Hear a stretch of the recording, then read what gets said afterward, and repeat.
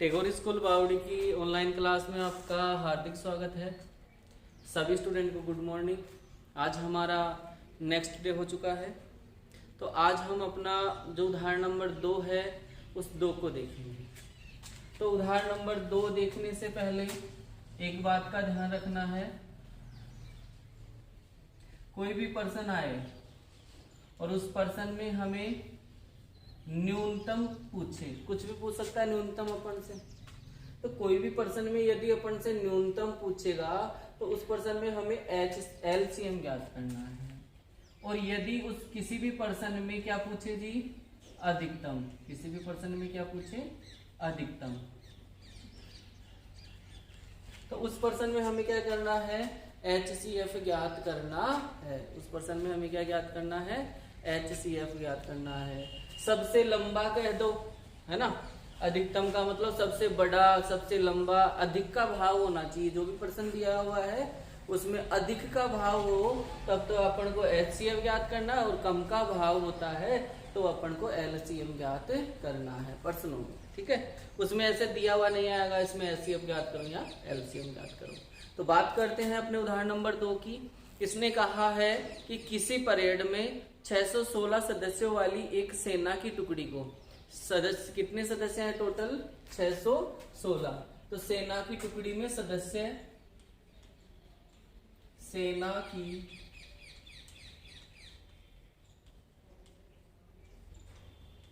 टुकड़ी में सदस्य कितने हैं जी, 616। सेना की जो टुकड़ी है उसमें 616 सदस्य दे रखे हैं। फिर इसने क्या कहा, 32 सदस्यों वाली एक आर्मी बैंड के पीछे मार्च करना है। 32 सदस्यों वाली आर्मी बैंड के पीछे क्या करना है जी, मार्च करना है। तो आर्मी बैंड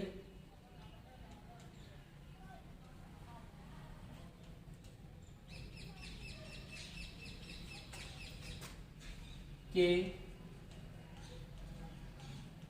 सदस्यों की संख्या बराबर कितनी है, 32 है। ठीक है, फिर अपन को क्या पूछा है, मार्च करना है। उन स्तंभों की अधिकतम संख्या ज्ञात कीजिए। दोनों की क्या है, दोनों समूहों को समस्त संख्या, समान संख्या वाले स्तंभों में मार्च करना है। तो हमें उन स्तंभों की अधिकतम संख्या ज्ञात करनी है। अब देखो इस पर्सन ने क्या कहा है कि स्तंभों की अधिकतम संख्या ज्ञात करनी है। अधिकतम संख्या ज्ञात करने के लिए हमें इस पर्सन में क्या करना पड़ेगा जी, HCF ज्ञात करना पड़ेगा। और वो भी किससे, यूक्लिड विभाजन प्रमेय के प्रयोग से। तो करते हैं, पहले तो हमारा सूत्र लिखते हैं यूक्लिड विभाजन प्रमेय का क्या लिखेंगे, A बराबर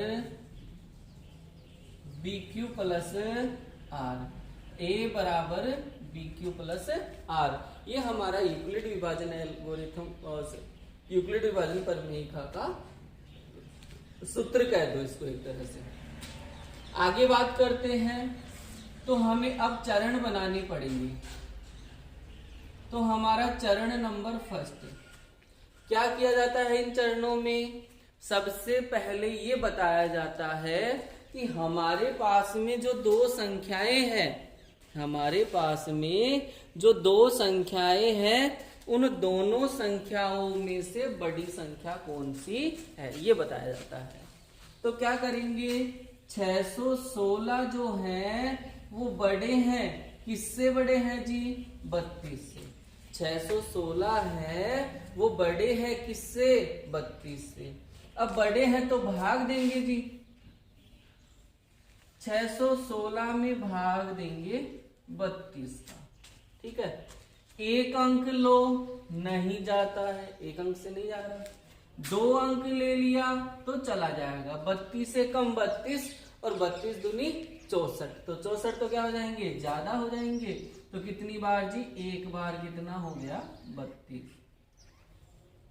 घटाओ, देखो एक में से 2 नहीं घटा सकते, एक में से 2 नहीं घटा सकते। हासिल ले लिया, कितना हो गया, 11। 11 में से 2 गए तो कितने रह गए, 9। यहाँ कितने बचे, 5, और यहाँ 3। तो 5 में से 3 गए तो कितने रह जाएंगे 2, और यहाँ कितने हो गए 6, लगभग 300 हो गए। तो ये 320 होगा 10 बार में, तो 9 बार करके देखो।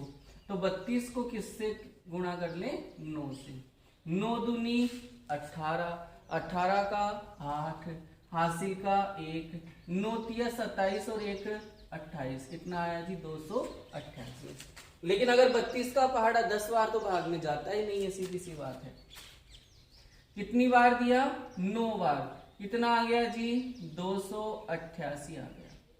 घटाओ, 6 में से 8 नहीं जाते, हासिल लिया कितना हुआ 16, 16 में से 8 गए तो कितने रह गए जी 8 रह गए, 16 में से 8 गए तो कितने रह गए 8 रह गए। यहाँ 8 और 8 में से 8 गया तो 0, यहाँ 2 में से 2 गया तो 0। तो सूत्र हमारा क्या कहता है a यानी भाज्य, तो इसमें भाज्य बताना कितना है, तो भाज्य कितना है जी 616 है। चिन्ह किसका बराबर का। फिर आता है b, b का मतलब होता है भाजक, भाजक कितना है 32, तो यहाँ आ जाएगा 32। फिर q यानी भागफल, भागफल कितना है जी 19, और प्लस r यानी शेषफल, और शेषफल कितना है 8। तो मैंने क्या कहा कि जब तक शेषफल 0 नहीं आता है तब तक आपको इसको करते रहना है।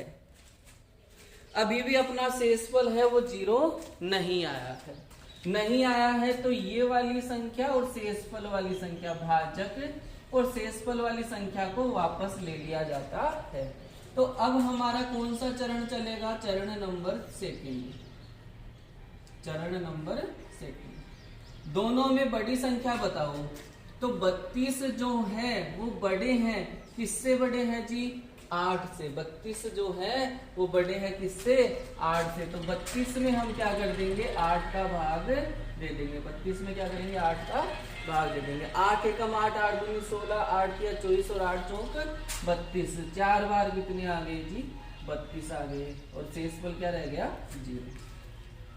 सूत्र कहता है a यानी भाज्य, और भाज्य कितना है हमारा 32, चिन्ह किसका बराबर का। फिर b यानी होता है भाजक, और भाजक का मान कितना है 8। फिर गुणा q का मतलब भागफल कितना है जी 4, और प्लस r यानी शेषफल कितना है 0।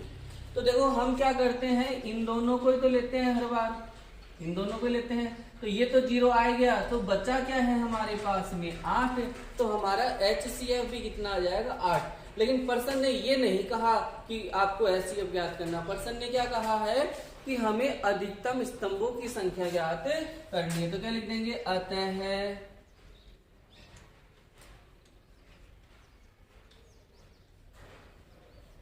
अधिकतम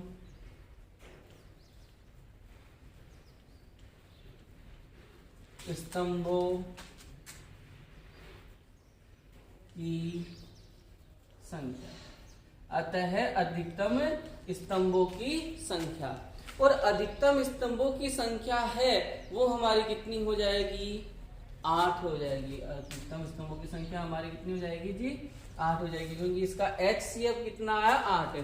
HCF भी क्यों निकाला, क्योंकि पर्सन में क्या पूछा था अधिकतम पूछ रहा था, और कभी भी अधिकतम पूछे तो आपको क्या करना होता है HCF ज्ञात करना होता है। लेकिन यहाँ अपन को HCF नहीं लिखना, क्योंकि पर्सन ने थोड़ी कहा HCF ज्ञात करो, पर्सन ने तो कहा है कि अधिकतम स्तंभों की संख्या ज्ञात कीजिए, और वो संख्या अगर अपना HCF अपना क्या आया है 8 आया है, तो स्तंभों की संख्या भी कितनी हो जाएगी 8 ही हो जाएगी। तो ये अपना उदाहरण नंबर 2 था जो कंप्लीट हो गया। कल देखेंगे अपना उदाहरण नंबर 3।